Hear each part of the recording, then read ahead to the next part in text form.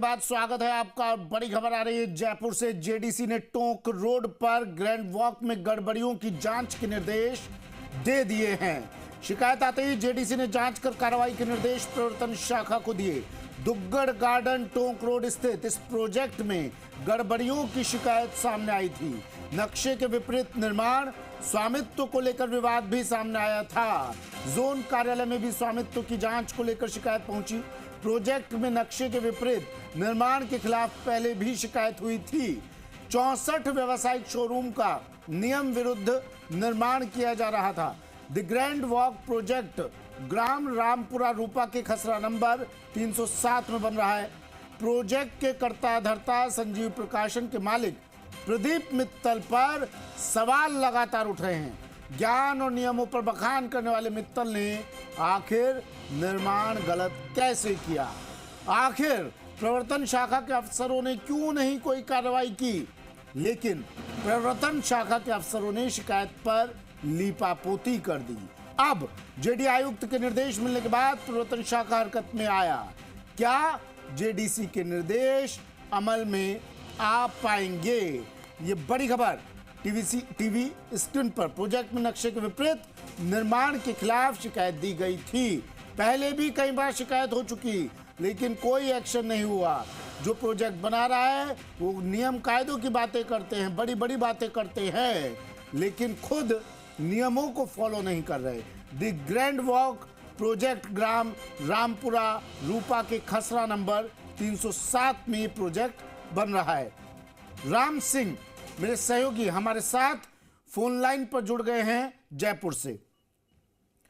राम सिंह, कोई भी property dealer होता है, कोई भी बिल्डर होता है, वो इस तरह के निर्माण धड़ल्ले से करता जाता है, लेकिन सवाल बिल्डर पर नहीं, सवाल नियमों की मॉनिटरिंग करने वाले जिम्मेदार अफसरों पर।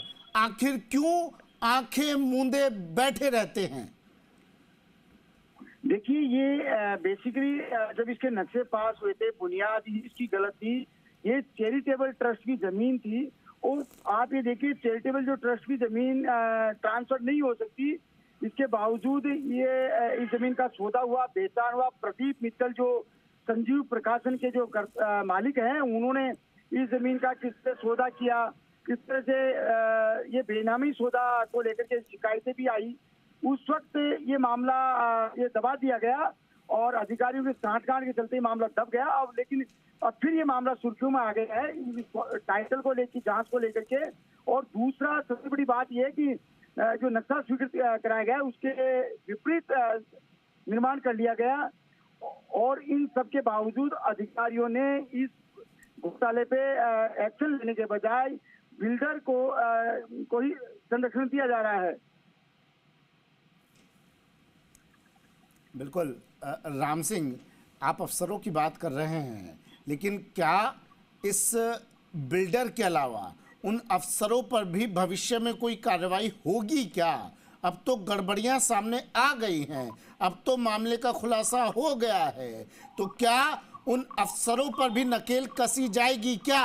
राम सिंह, देखिए, अब देखना यह है, जेडीसी के जो निर्देश हैं उनका निर्देश जांच के परिणाम पर निर्भर करता है। हालांकि शिकायतकर्ता ने बाकायदा जो बिंदु दिए हैं शुरुआत से लेकर के कि ये जमीन जो चैरिटेबल ट्रस्ट की जमीन थी, किस तरह से ये स्वामित्व चेंज हुआ और इस चेंज में जो घोटाला है और नियम विरुद्ध जो निर्माण हुआ है उसकी जांच को लेकर के इन बिंदुओं की जांच आएगी, उसके बाद ही इस पे कार्रवाई संभव है। चलिए, शुक्रिया राम सिंह तमाम जानकारी के लिए।